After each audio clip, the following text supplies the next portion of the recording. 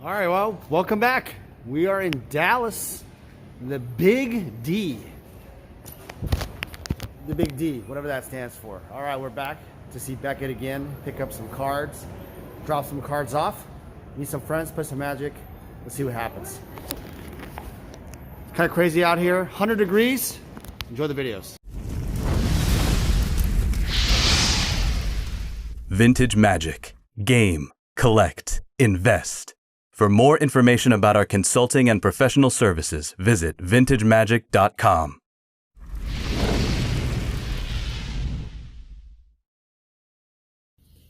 All right, guys, welcome back. Welcome back. It's me, Daniel, with vintagemagic.com. All right, so today we have kind of a Ask Daniel type of thing. I recently received word that there are people in the community selling large amounts of collections, larger collections. We're talking graded sets, original artwork, alpha artwork, uncut beta sheets, I don't know, just expensive, luxurious items.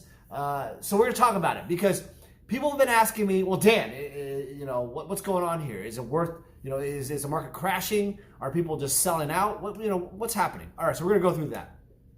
By the way, I've made it to Dallas. Gonna pick up some cards, do some grading, meet some clients, play some old school Magic. So you'll see some more videos about that later this week, hopefully.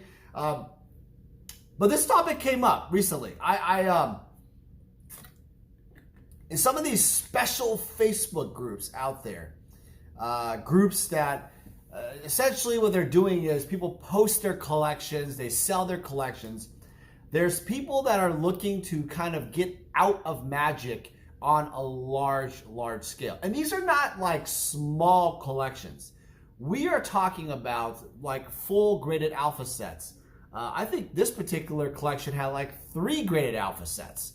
Original artwork, alpha artwork, beta uncut sheets, sealed boxes of Portal 3 Kingdom, English, sealed packs, beta star decks, alpha star decks, you know, whatever, right? There's everything you can imagine in collecting a Magic is in this one collection alone. And there's other collections I've seen similar to this, same idea, where they have multiple dual lands, multiple power 9. I have, you know, extras. I have, you know, it's hundreds of thousands of dollars. I mean, this particular one is going to be millions, right? You know, type of thing. But a couple points I want to kind of go over is that when you kind of have these large scale collections, everybody's in this like weird panic mode, like the world's gonna like end and you know like Magic's gonna die.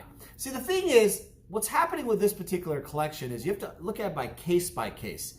It's not actually being sold for a fire sale price. And let me explain how that works. If an item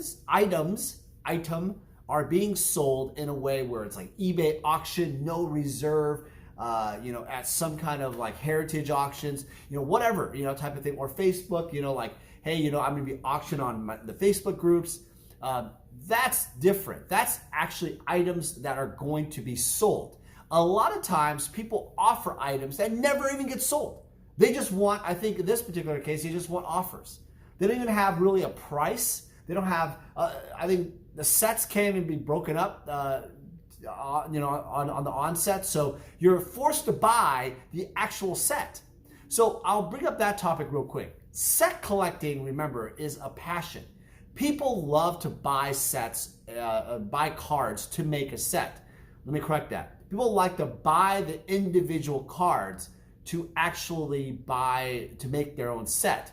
The passion of buying a set isn't there. There isn't a market for people to buy a complete set unless they're looking to upgrade that set and journey throughout time. Now, there obviously are people that are more wealthy that are willing to buy sets. In the sports card world, they have older vintage sets. Basketball, same thing. They have sets pre-made already, and people buy them. But for some reason, the set collector, the original set collector, is always the more passionate person. And for it to not be broken up, it's really going to be impossible to sell. In fact, no, unless the margins are like 30 or 40% less than like what they sell for, Why would anybody front, I don't know, millions of dollars to buy the cards when they can just buy them themselves and do the hunt and the chase and maybe get it cheaper, right? And have their own selection of cards. You know, that's part of the whole game, is the camaraderie, the whole like going to Magic Fest. When the Magic Fest were around, you can do trades, you can find deals, and to check it off your list, you know, kind of collect that way.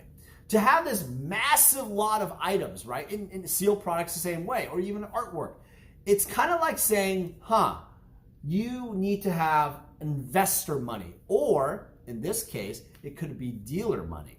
Now, I don't think dealers will buy into older cards. In fact, another video later time, dealers right now are not buying into older cards at all. Their buy lists are shut down for alpha, beta, unlimited.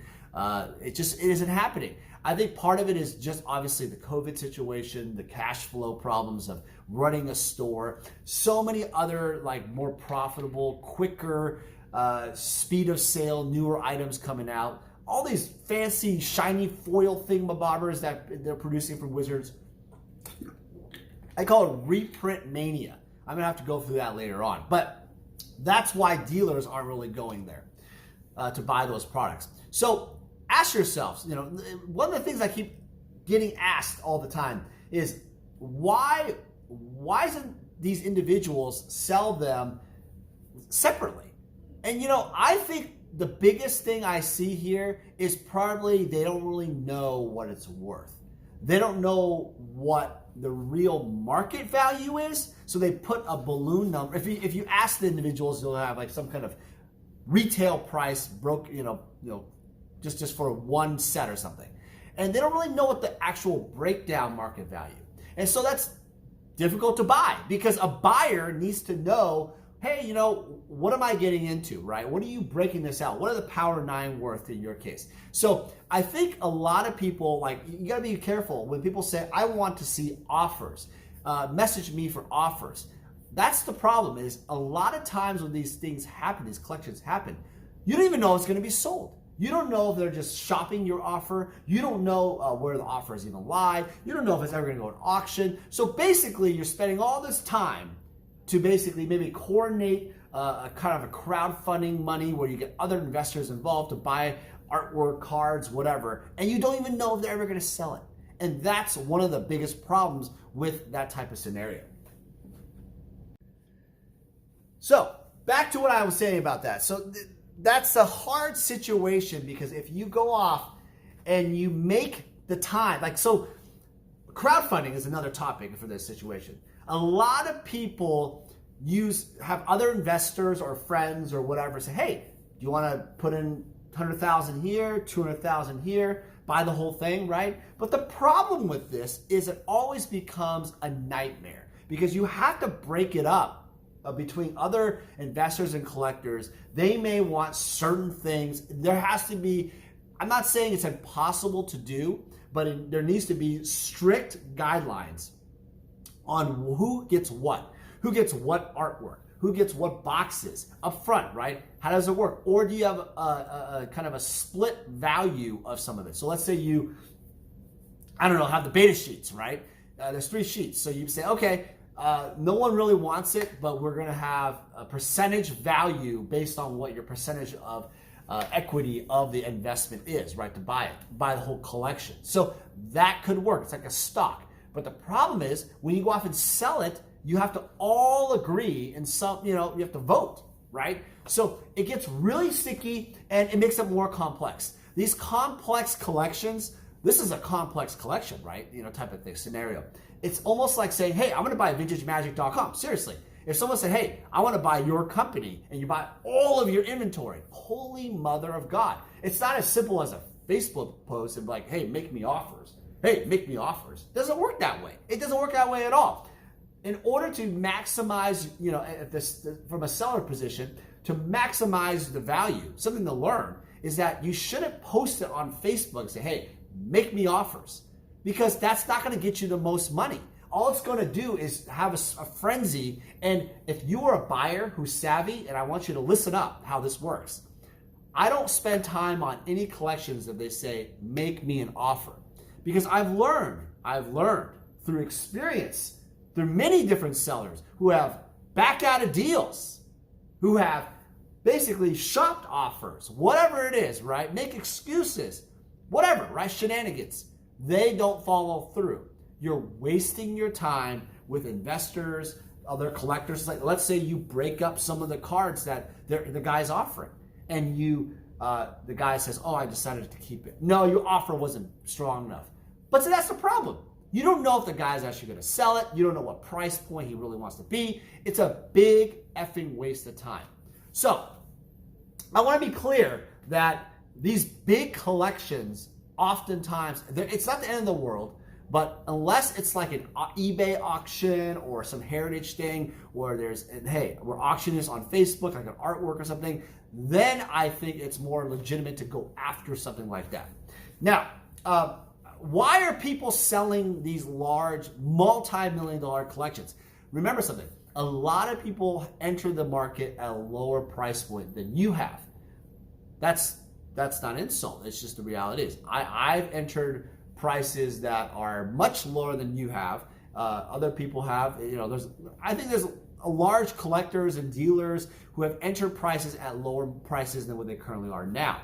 The question is, where do you enter the market and when do you sell the market, right? It's kind of a unique thing that becomes the dilemma of being a buyer. And you have to understand that if you believe that the item is rare, it's iconic, it's not just okay, fine, it's collectible. If you love it, that's fine. You pay whatever you want. But if you have like factors of what I just said there, and the condition's nice, or it's a rare, special thing of history, nostalgia, it could have a tremendous amount of exponential value long term. So what you pay today, even though the prices are higher than before, you will sometimes be rewarded exponentially. And that happens quite often. Now, the market, however, has been saturated with graded cards and ungraded cards for like old school, Alpha 40, whatever, like crazy. So when you have a collection where it's like, I have, 30,000 Alpha cards, just rares, whatever, tons of cards. I want $1 million. I don't know, just make some number up, right? I don't know. I mean, it's absolutely ridiculous, right? It's like, who the hell, has $1 million to just buy random Alpha cards? Where are you getting your number from? You can't just post that without breaking it down. Serious buyers want to know what the hell's going on. It just seems ridiculous. It's almost like showing off in a way. Like, hey, I'm selling this big collection, but I don't really have a breakdown. The right way to approach it is to actually get your, present a business case. Present a reason why someone should buy all these cards. Someone should invest in all these cards to the buyers, right? That is the only way you're going to maximize value and then have kind of a consultation relationship with each buyer. All right, so the last point I'm going to make here for the whole breakdown of these large collections is understand a critical thing that I've noticed. Throughout the years of traveling and doing deals, large collections, like I'm also meeting a guy on Facebook. He has a collection of sealed product. He got a young guy, really interesting. Sealed product, cards, whatever, right? And I'm getting an opportunity to look at it. I think his dad's coming because he's only 20 years old, and that's perfectly cool. But it's interesting, right? Because you have a situation where you're going to look at lots of cards. He got them from a much lower price point, and then now he wants to sell them, right, and get a windfall of money to kind of start his business. I think he's learning business in college or something. So you have opportunities like that, right? Even with the COVID thing, it really presents an opportunity where you can't, those margins could be better than buy this large collection, because everybody thinks, see, this is the thing. Everybody thinks that if it's a multi-million-dollar collection, you're going to get a lot of margin. Here's the problem. And this is the biggest underlying problem with Magic, Pokemon, Yu-Gi-Oh, all those things, is that as you go higher in the totem pole in terms of higher priced items, they are harder to sell than ever. There's a wait time, right? There is higher taxes and accounting. You have to account for them. The IRS will not let you get away with not putting them on, essentially on your taxes. You get taxed for them. There's higher fees. There's eBay fees or PayPal fees. There's shipping. There's more risk. You get frauded, or you can't ship it and then it gets lost in the mail. Or during the COVID, things came back to me. Imagine if they were expensive stuff. It would have been really, really bad. So there's a lot of risk you involved, right? So that is one of the biggest problems, is that larger collections does not equal larger profits and less risk. Sometimes the smaller items, and this is where I can say Rudy has these, like smaller items, like, the newer, like large quantities of it, right? The newer boxes. What he's doing is he's getting a lot of, like Costco, Walmart, right? You have lots of volume, but you're taking less price point and you're less risk because you have a buyer base like of his Patreon. His Patreon, people buy it, they pay into it, they're buying the items. He also sees growth in the product in some cases. So you kind of have this dynamic where, when you put, let's say, all your like $100,000 on a piece of artwork or beta sheets, whatever they're worth, whatever the price comes out, or Alpha Lotus 9.5 or whatever, right? It becomes a situation where, man, there's a lot of risk. There's a lot of work, right? So I talked about like crowdfunding. You have lots of people like are buying it. But individuals, last part of the video is individuals. Who the hell can really just individually buy the whole thing? I honestly think it probably won't happen, because most individuals, like I said earlier, who are set collectors, they're not going to want 3 sets. They're going to want to make 1 set. And a lot of people, because the market's so advanced, already made their set. Furthermore, they also want to pick their own cards, like I said earlier. That's like that chase thing. So I don't see a collector wanting the graded stuff. I do see people coming in and buying, hey, onesie twosies. Like, I want this starter deck, I want this Arabians pack, I want this, maybe I like this artwork, I make an offer. Okay, I can see something like that occur, right? But the question is, how do you know what the sell price is as a seller? How do you know what to sell it for? And as a buyer, how do you know it's actually going to sell to the buyer, right? How do you know this process? It's kind of weird because it's like one of a kind, let's say, in some cases, or 1 of 50, I don't know, rare stuff, right? It's very hard to figure out. All right, so I really think the market overall is very healthy in terms of certain things. For example, the economy is doing okay. The COVID thing is kind of still there, but things have opened up semi. Traveling is kind of back, tourism, but it's not quite there. So I call this like the new normal of investing in Magic. But I do have a concern that later this year, election, all that stuff, if it doesn't pick back up in terms of, hey, we're moving in the right direction, I can see a lot more large collections because, hey, people are going to have to pay their mortgage bill. They're realizing that, man, Magic is going to be flat. COVID's taking over. I don't know my college tuition. I can pay for my kids' college tuition. I don't know if I can, I need a buffer for my car payments and work and whatever, right? I can see a floodgates in Q4. I've been saying this already, and I'll say it again. Watch out for the fourth quarter this year. If it's not good retail sales for consumers and stuff, it's going to get nasty. And there could be a mass exodus next year for job layoffs. All right, guys, so I hope you guys learned something from the video. It's a very complex conversation.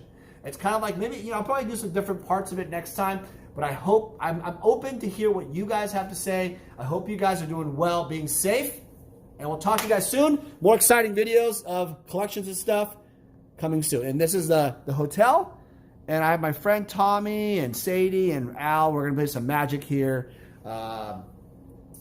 soon. It's going to be fun. Yeah, I'm really excited about that. Side note, it's been really hard, like personally to basically kind of just do, be in front of a camera only. But now you kind of see some people, even like just a person, you wear your mask, you have to wear your mask. I'm telling you guys right now, for those of you who argue about wearing your mask, it's a dumb argument. The mask, yeah, it's not a guarantee of anything, but at the same time, it mitigates the spread, especially if 2 people wear a mask. And it's also, I get it. It's very hard to breathe in masks, and I agree with that too. But it helps slow the spread. So yeah, I want to tell you guys that it's Been a hard ride in terms of social interactions, but I'm hoping to do more of it. Now, I don't know. We'll see. We'll see if I can do a few more of this kind of travel by the end of the year. Maybe I'll go back to Dallas after my order is done. End of the year, I don't know what's going to happen. All right, guys, take care. That's the end of it. I promise. You guys have a great week. Talk to you guys soon. Enjoy the videos coming up. Hey everyone, it's Daniel Chang with VintageMagic.com. In this video, I want to run through our consultation service on VintageMagic.com. So what's really exciting to me about the consultation process is meeting you. I've met so many incredible people in the Magic the Gathering industry all over the world, and this consultation process is the key part to a successful working relationship. Getting hold of me is very simple. You could call or email me. We'll talk more about your needs. From all that information I gather in our call, typically about an hour long, I'm going to determine the best solution for you. So because we have such a suite of services that we offer, I'm gonna sit down with a follow-up call, and then we're gonna go off and determine what the best path is. I have experience in handling conversations in regards to large collections of artwork, sets of cards, either if it's graded or ungraded, raw cards. I also have dealt with collections with lots of misprints and oddities. Altered cards, sketch cards, and artist proofs are also one of my specialties. My experience in Magic Gathering has gone to any level of collecting you may have. I look forward to working with you. Vintage Magic. Game, collect, invest. For more information about our consulting and professional services, visit vintagemagic.com.